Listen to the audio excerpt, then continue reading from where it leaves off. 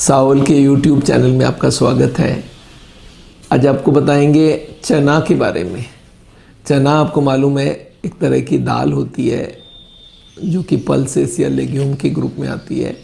चना को हम लोग यूजुअली स्प्राउट भी बना सकते हैं। चने की दाल को बेसन बोलते हैं। चने का जो भून लेते हैं तो उसको भुना हुआ चना बोलते हैं। तो भुना हुआ चना के बारे में आज आपको बताना चाहता हूँ।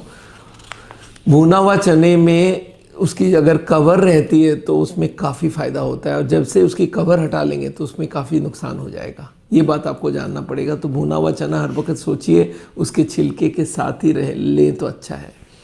मैं कैलोरी का काउंट देख रहा था। अगर भुना हुआ चना विद छिलका है तो उसमें 164 कैलोरी है, और विदाउट छिलका है तो वो करीब 370 कैलोरी पहुंच जाती है। अगर कार्बोहाइड्रेट देखें तो विदाउट छिलके वाले में 27 ग्राम कार्बोहाइड्रेट होता है, और विदाउट छिलका में 27 ग्राम होता है, और विदाउट छिलके में 58 ग्राम कार्बोहाइड्रेट है। तो हाई कैलोरी हो जाता है। तो चना अगर वज़न के हिसाब से कोई देखें तो भुना हुआ जो चना होता है वो वज़न बढ़ाने का काम करता है अगर उसका छिलका पूरा निकाल लिया जाए। और अगर छिलका नहीं निकालते हैं, भुना हुआ चना उसके छिलके के साथ खाया जाए तो उतनी ज़्यादा कैलोरीज नहीं है। तो अगर आपको चना लेना भी हो तो या तो आपको उसको भूनने के बाद उसका छिलके के साथ ही लेने का आदत डालिए।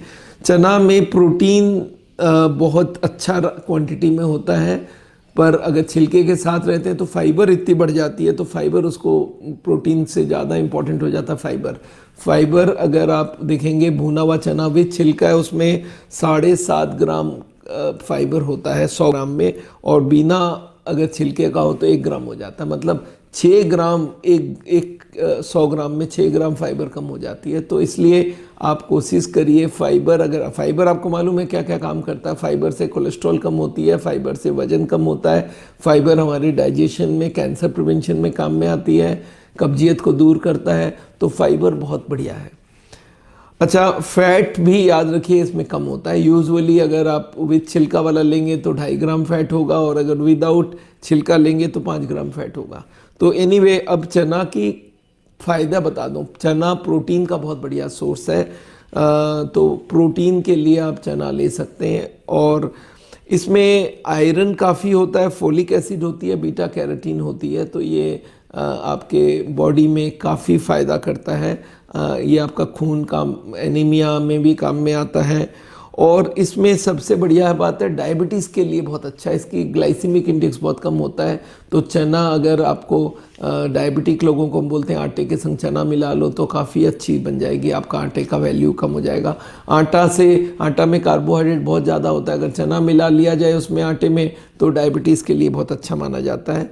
इसमें स्टार्च होती है तो वो बड़ा अच्छा फ़ायदा करता है, और स्टार्च की वजह से पेट भरता है। तो चना खा के बहुत आदमी पेट भर लेते हैं, उससे अच्छा होता है।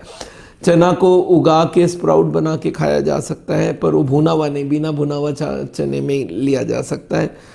चना में एक बात आपको बता दूं, कैल्शियम बहुत होती है और फास्फोरस बहुत होता है, तो हड्डी के लिए काफ़ी अच्छा माना जाता है। तो भुना हुआ चना आप ज़रूर खाइए। फाइबर इसमें होता है, और फाइबर से कोलेस्ट्रॉल कम होता है, वो भी एक फ़ायदा आपको बताया। चना को लिया कैसे जाए? चना को एक तो आप उसको पाउडर बना के ले सकते हैं, तो इसको बोलते हैं चने का पाउडर, इसको बोलते हैं बेसन बोलते हैं हम लोग, या बोलते हैं चना का पाउडर। इसको नाश्ते के हिसाब से भी चना को लिया, भुना हुआ चना विद छिलका, उसमें प्याज और टमाटर और खीरा डाल के आप ऐसे नाश्ता खा सकते हैं। चना को करीज़ में बहुत सारे चने की सब्जियां बनती है चने की। अच्छा, चने को रोस्ट करके, रोस्टेड चने को पीस के चटनी बनाई जाती है। आजकल हम लोग बोलते हैं नारियल का चटनी हटाओ, और अगर चना बनाना है तो उसका चटनी बन सकता है। उसमें प्याज और अदरक और लहसुन ये सब दे के बहुत ही स्वादिष्ट चटनी बनती है। तो चना आप तरह तरह से ले सकते हैं। कोशिश करिए विद छिलका लिया जाए, और जो छिलके निकालने के बाद उसमें बहुत नुकसान हो जाती है। तो इसलिए आप छिलके के संग चना लेंगे तो अच्छा है। चना जिनका पतला वजन है उनके लिए तो बहुत ही